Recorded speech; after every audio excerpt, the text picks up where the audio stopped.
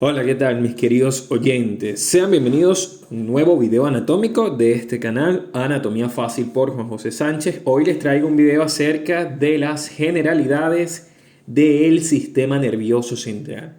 Ya en videos anteriores yo les hablé acerca de las generalidades del sistema nervioso en general, ¿sí? Visto de manera grande. Y ahora vamos a ver dos videitos. Uno es este, que es las generalidades del sistema nervioso central, y en otro las generalidades del sistema nervioso periférico. Recuerden ustedes que a manera de esquema, este sistema nervioso estaba dividido en un sistema nervioso central y en un sistema nervioso periférico, siendo este sistema nervioso central el que es objeto de estudio de nuestra clase de hoy, que está conformada por dos grandes estructuras, las cuales son el encéfalo y la médula espinal.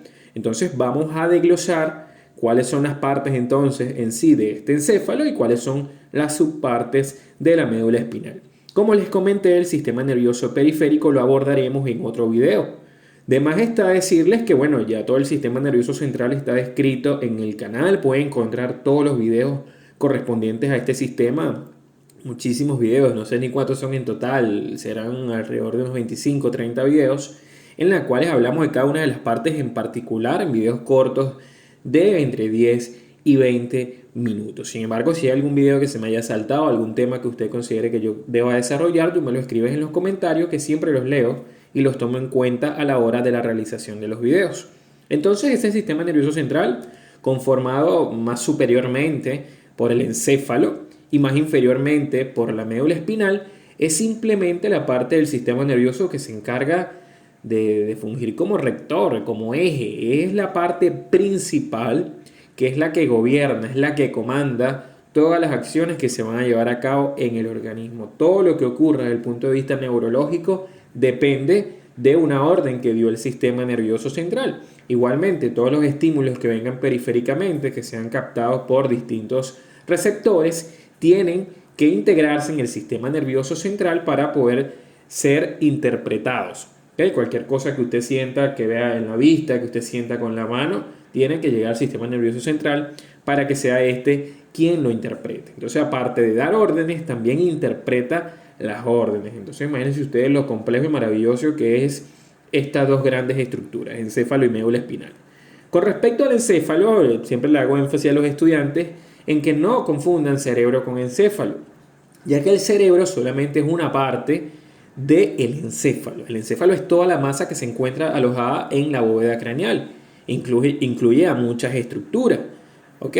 Entonces, dentro del encéfalo está el cerebro, pero también están otras estructuras como la vamos a ver aquí a mayor detalle. Entonces, a manera grande, el encéfalo se divide en tres grandes zonas. Un cerebro anterior, un cerebro medio y un cerebro posterior. A veces los estudiantes me dicen que más bien el cerebro anterior es como, digamos, superior al medio y el medio es como medio al inferior, que debería ser cerebro superior, medio, inferior, pero lo que siempre les digo es que esta nomenclatura de anterior, medio y posterior se le da desde nivel embriológico. Y cuando usted ve la lámina neurológica, neural, a nivel embriológico, sí se disponen en una disposición uno detrás de otro. Entonces, bueno, ya en el adulto mantiene este mismo nombre. Este cerebro anterior también es denominado el famoso prosencéfalo. ¿Ok?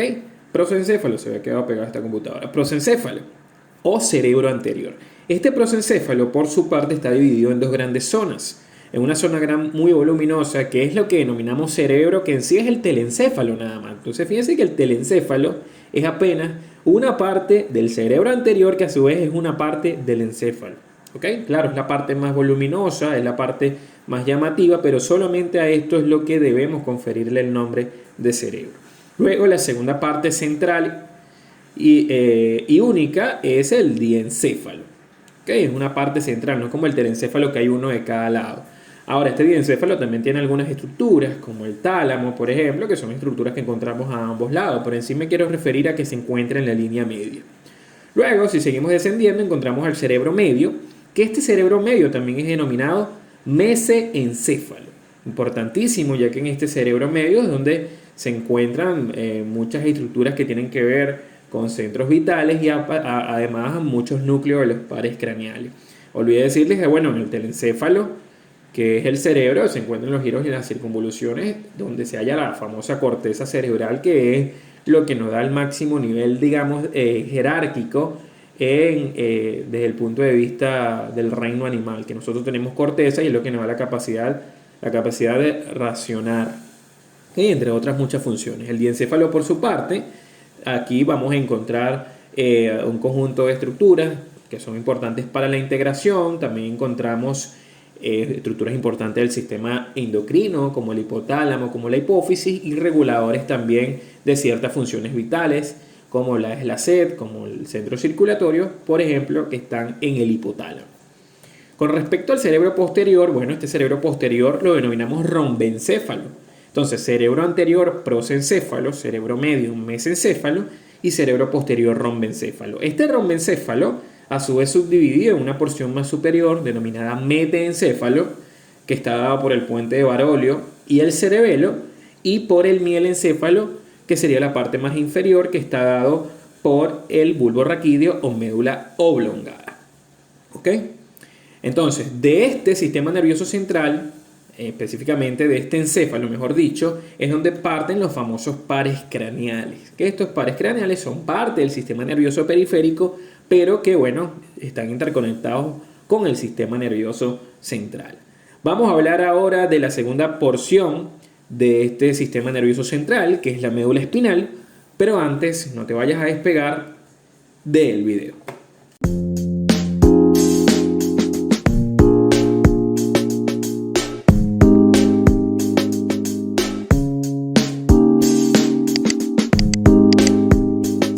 Bueno, suscríbete al canal, aquí abajo donde tú ves que dice suscribirse, le das clic y automáticamente quedas suscrito a los más de 270 videos del mismo. Nos habíamos quedado hablando de la médula espinal, que es la segunda porción que conforma este sistema nervioso central.